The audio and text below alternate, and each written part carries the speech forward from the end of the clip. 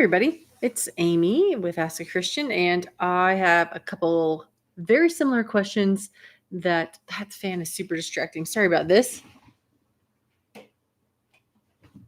Okay, I know that fan was going to get on your nerves while we chatted.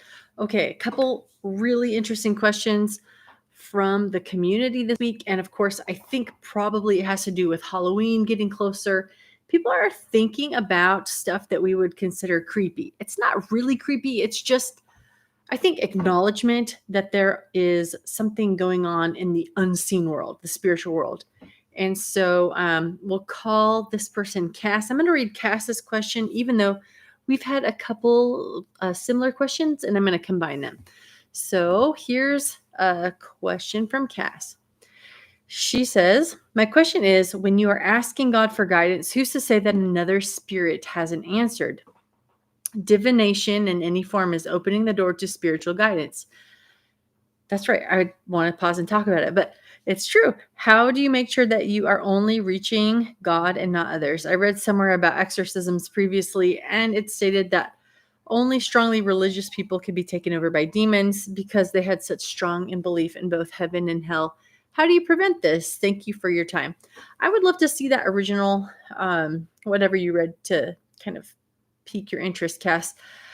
I don't know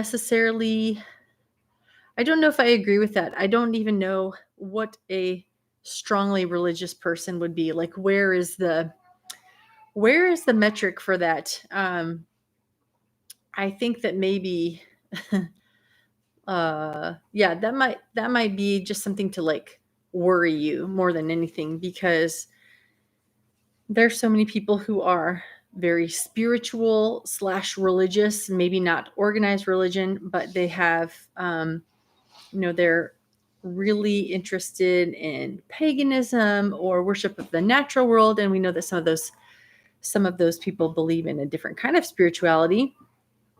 And I would think that some of those people, as well as strongly religious Christians, would be as open to that as any, because they are looking for the supernatural.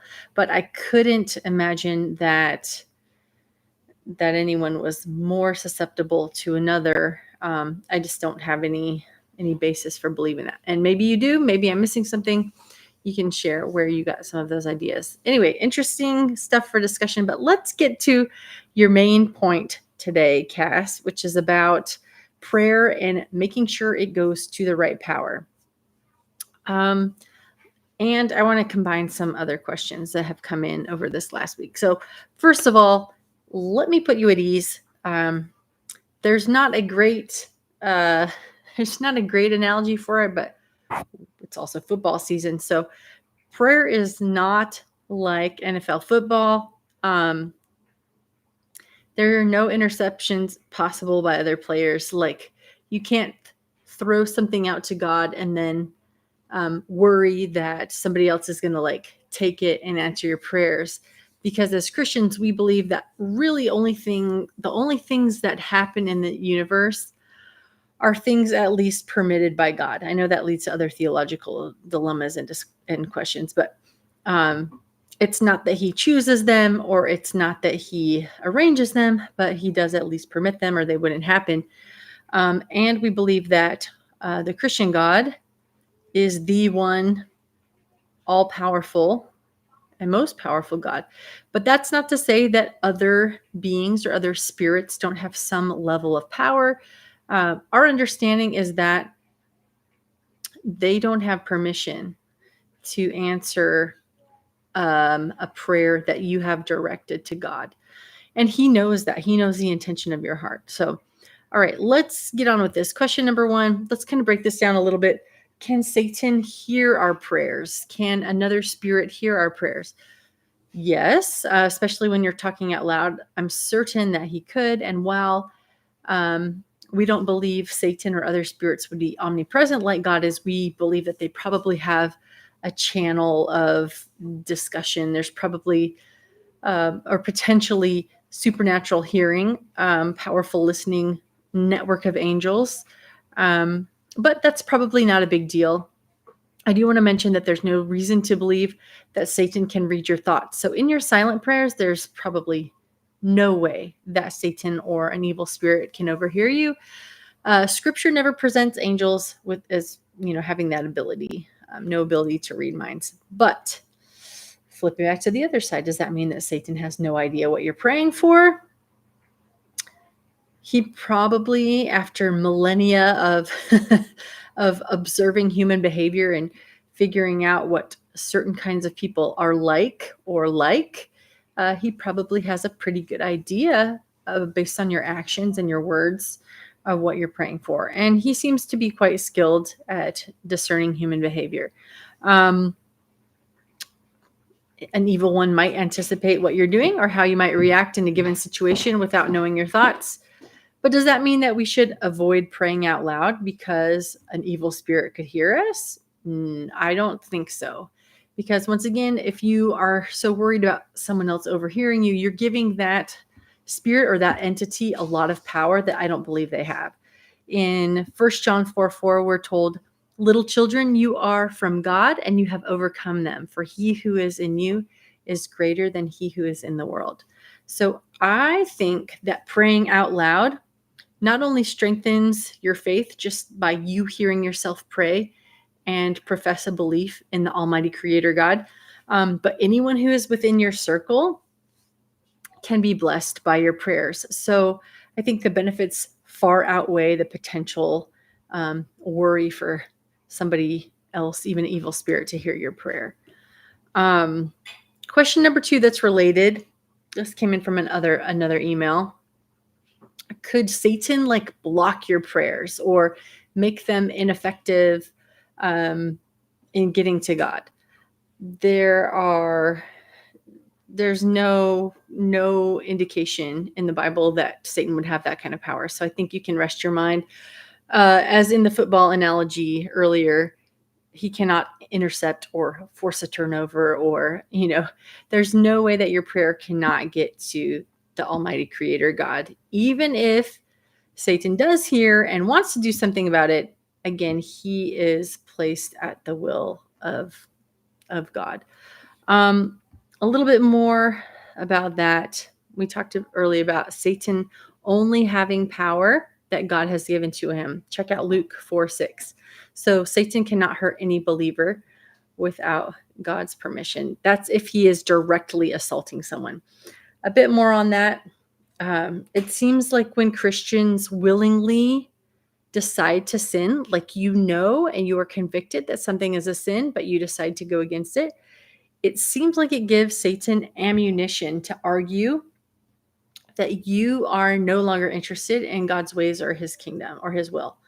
And so it gives him ammunition to argue against you. Like God says, that's my child. That's Amy.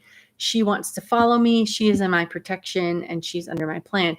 And then it seems like Satan can be like, well, look at over the past month, she has explicitly decided not to follow those kingdom rules or ways, and she's not living like she's yours. So I think I have access to her.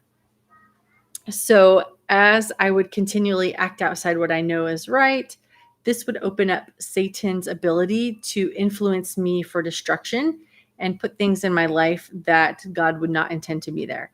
And this, I think, is kind of more along the lines of what you're asking. Could some things in our life not have been put there by God, even though we're praying for them and asking for them? Okay, so this is the question number 3. It's a bit more nuanced.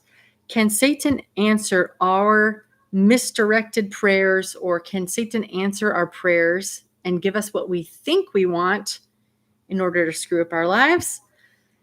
An answer to that is unfortunately yes, but it has very little to do with Satan or his power and more to do with our willingness to not listen to and submit to God. Let's talk about that a little bit more. Let's say you're praying for a specific romance to happen, or praying for riches, or praying, for things that may or may not be in God's will. They're not accordant to God's will. We don't see those things as important to God necessarily anywhere. I mean, of course, these things blessing you is important to God, but like these specific things, like, I know this guy doesn't like me, but please, God, please, help me to win his favor, or, God, please protect me as I'm achieving wealth by underhanded means. It's like, okay, if you're going after something that's clearly outside of the will of God, and then you get it, and you think, okay, God must have answered my prayer. No, that has nothing to do with God answering your prayer. That has something to do with you twisting what you get in life. And I do think that Satan could have something to do with that. There's no reason why he wouldn't. So people who are using those ideas to justify God's presence and permission to like do what they want in life, I think that's kind of more what Satan is able to do, and what would make sense. Okay, so here's a summary.